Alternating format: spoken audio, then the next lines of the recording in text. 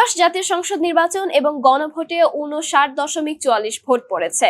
বৃহস্পতিবার সকাল 7:30 থেকে বিকেল 4:30 পর্যন্ত টানা 9 ঘন্টা ত্রয়োদশ জাতীয় সংসদ নির্বাচন ও গণভোট অনুষ্ঠিত হয়। সারা দেশে উৎসবমুখর পরিবেশে ত্রয়োদশ জাতীয় সংসদ নির্বাচন ও গণভোট 2026 অনুষ্ঠিত হয়।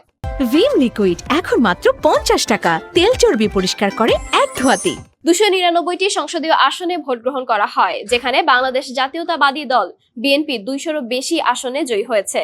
বাংলাদেশ জামায়াতে ইসলামীও 70-টিরও বেশি আসন লাভ করেছে। এবার জাতীয় সংসদ নির্বাচন ও গণভোটে মোট 12,77,11,893 জন ভোটার ভোটাধিকার প্রয়োগ করেছে।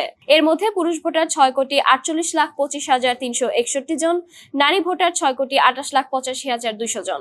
এর আগে 12টি সংসদ নির্বাচনের সরকারি হিসাব অনুযায়ী সবচেয়ে বেশি ভোট পড়েছিল 2008 সালের 29শে ডিসেম্বর আয়োজিত নবম জাতীয় সংসদ নির্বাচনে, আর সবচেয়ে কম ভোট পড়েছিল 1979 সালের 18 ফেব্রুয়ারি আয়োজিত বাংলাদেশের দ্বিতীয় জাতীয় সংসদ নির্বাচনে। এই দুই নির্বাচনে ভোট পড়েছিল যথাক্রমে 87.13% এবং 49.67%।